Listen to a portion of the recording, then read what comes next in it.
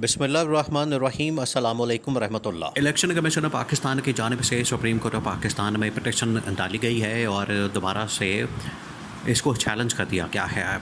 Election commission of Pakistan अभी एक तो समझ नहीं आती उसकी कि वो करता क्या है, चाहता क्या है, और जो साजिश और गठजोड़ और साजबाज करके इमरान खान को मखसूस नशस्तों से महरूम करना चाहते हैं, उसके अंदर इलेक्शन कमीशन ऑफ पाकिस्तान बराबर का शरीक है।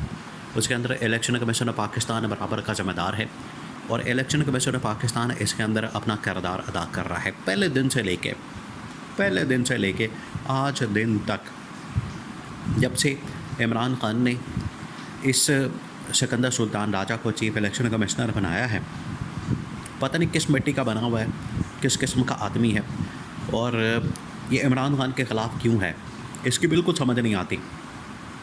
आप देखिए कि जब से इस बंदे को लगाया गया है, इमरान खान ने तो अपने दौर के अंदर भी और बाद में भी बता दिया था कि जो चीफ इलेक्शन कमिश्नर को लगाया गया है ये मेरा सबसे बड़ा सियासी ब्लंडर है, और वक्त ने साबित किया कि इमरान खान ने जो ब्लंडर मारा था, इमरान खान से जो सियासी गलती हुई, इमरान खान को खमियाजा उसका भुगतना पड़ा है।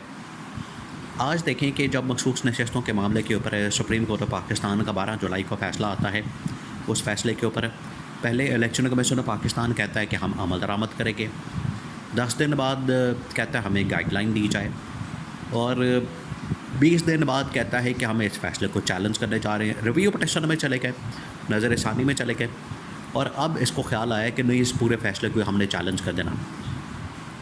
अब ये जो फ़ैसला चैलेंज किया गया, ये बड़ी ख़तरनाक गेम खेली गई है। देखिए, हुकूमत इसमें मुकम्मल तौर पर ऑन बोर्ड है, मुकम्मल तौर पर साथ है। अब 63A का जो लॉ है या कानून है, उसके अंदर साबिक चीफ जस्टिस उमर अता बंदियाल ने यह फ़ैसला दिया था कि जो वोट है कौमी असम्बली के अंदर भी या किसी भी असम्बली के अंदर, वो अगर एक पार्टी से दूसरी पार्टी के अंदर डाले जाएंगे तो वो काउंट नहीं किया जाएगा। और इमरान खान उस वक्त असल में इमरान खान के ख़िलाफ़ साजिश हो रही थी, पंजाब गवर्नमेंट के अंदर तब्दीली हो रही थी, हमज़ा शहबाज, और वही फिर शरीफ ख़ानदान बीच में आ गया। शहबाज शरीफ अपने बेटे को, हमज़ा शहबाज को, वज़ीर आला पंजाब बनाना चाहता था। देखिए, या तो शहबाज शरीफ अपने बेटे को वज़ीर आला पंजाब बना देगा या फिर भतीजे को बना देगा, यानी इस ख़ानदान के अलावा इनको कोई पढ़ा लिखा, कामयाब, कोई होनहार या तगड़ा किस्म का या स्किल वाला आदमी या कोई ऐसा काम वाला आदमी, कॉम्पिटेंट आदमी, इतना ताकतवर आदमी या सियासी तौर पर इतना मजबूत आदमी, एडमिनिस्ट्रेशन में इतना मजबूत आदमी और कोई नहीं मिलता इनको। पाकिस्तान में 25 करोड़ की आबादी का मुल्क है, कोई नहीं मिलता इनको। वही आज आके बबलू डबलू मिलते हैं या मरियम नवाज़ ने मिलती है, इनको और कोई नहीं मिलता दुनिया के अंदर। कोई और भी पाकिस्तान के अंदर काबिल आदमी है तो उसको वज़ीर आला पंजाब बना देते हैं।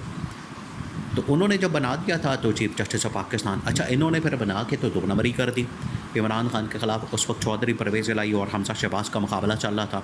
तो पंजाब के अंदर इन लोगों ने क्या किया कि इमरान खान के लोटे तोड़ के, लोटेबाजी के अंदर तो ये मशहूर है, छांगा मांगा की सियासत करना, लूट मार करना, लोगों के ज़मीर खरीदना, पैसे से गाड़ियाँ दे के, लालच दे के, प्लॉट दे के, उनको ओहदे दे के लोगों को ख़रीदना तो इनकी पुरानी आदत है, पुराने ज़माने से चलता आ रहा है, नस्ल दर नस्ल इनके अंदर मुंतकिल हुआ है कि पैसा दे के ख़रीद लो, गाड़ियाँ दे के ख़रीद लो।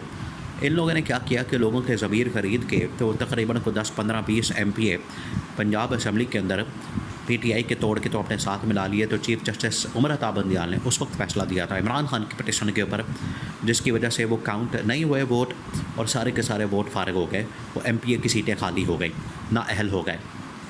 वो फ़ैसला आज तक ग्राउंड के अंदर मौजूद है और इस वक्त आईनी तरमीम के अंदर सबसे बड़ी रुकावट है। मखसूस नशिस्तों का मामला भी अगर हल हो जाता है तो फिर भी ये इधर से बंदे तोड़ नहीं सकते। इस वजह से 63A का जो कानून है उसको बदलने के लिए सुप्रीम कोर्ट के अंदर जस्टिस काजी फाइज ईसा की सरबराही में समाअत रखी गई। अब मामला ये है कि इलेक्शन कमीशन ऑफ पाकिस्तान ने चैलेंज कर दिया जस्टिस मंसूर अली शाह को और 8 जजेस को। अब 8 जजेस को जस्टिस मंसूर अली शाह, जो कि अपकमिंग चीफ जस्टिस है, अब अक्टूबर बिल्कुल चढ़ गया है, अक्टूबर के अंदर जस्टिस मंसूर अली शाह ने चीफ जस्टिस बन जाना है। 10-15 दिन टोटल रह गए हैं चीफ जस्टिस काजी फाइज ईसा के पास। वो हाथ पैर तो बड़े मार रहे हैं, लेकिन आखिरकार ये प्लान इनका कामयाब नहीं होना जो ये हासिल करना चाहता है, एक्सटेंशन लेना चाहता है, मुद्दत मुलाज़मत में तोसी लेना चाहता है, या चाहता है कि मुझे एक्सटेंशन दे दी जाए, मुझे मुद्दत मुलाज़मत में तोसी दी जाए। आखिरकार ये इनके हक़ में नहीं जाना, इनके पास नहीं जाना और ये आखिरकार मामला जो है उल्टा हो जाना है। इलेक्शन कमीशन ऑफ पाकिस्तान चला गया है सुप्रीम कोर्ट ऑफ पाकिस्तान में और वहाँ पर इन लोगों ने ये पिटीशन डाल दी है कि हम पूरे के पूरे फ़ैसले को चैलेंज कर रहे हैं, पूरे के पूरे फ़ैसले को ही चैलेंज किया जा रहा है, पूरे के पूरे फ़ैसले को हम यहाँ पर मानने को तैयार नहीं, इसके ऊपर अमल दरामद नहीं करना।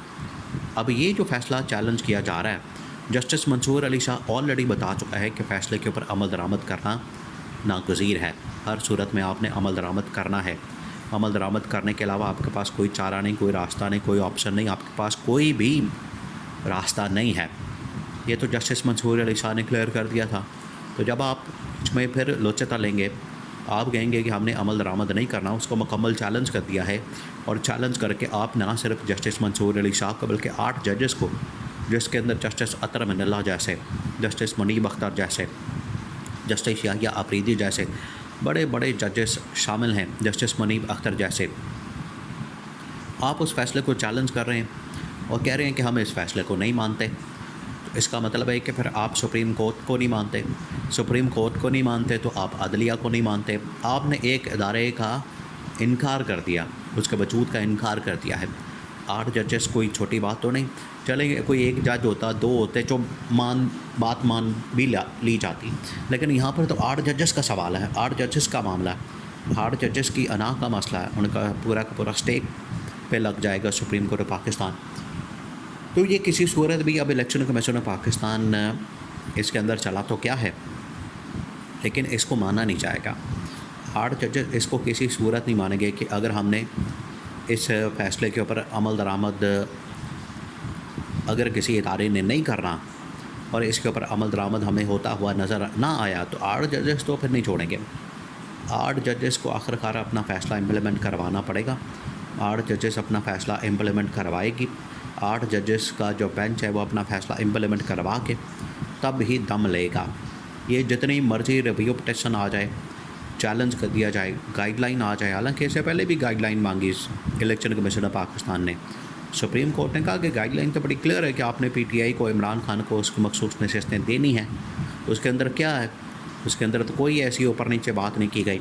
आपने एक इंटरप्रिटेशन गलत की काजी फ़ाइज़ ईसा के फ़ैसले की, जो कि पीटीआई को बल्ले के निशान से महरूम करना था। तो इसके अंदर तो तमाम चीज़ें वाज़ेह हैं। आपको किस चीज़ की, एक बच्चा भी जानता है पाकिस्तान के अंदर कि ये फ़ैसला इमरान खान के हक़ में, उसको सीटें वापस दी जाएँ।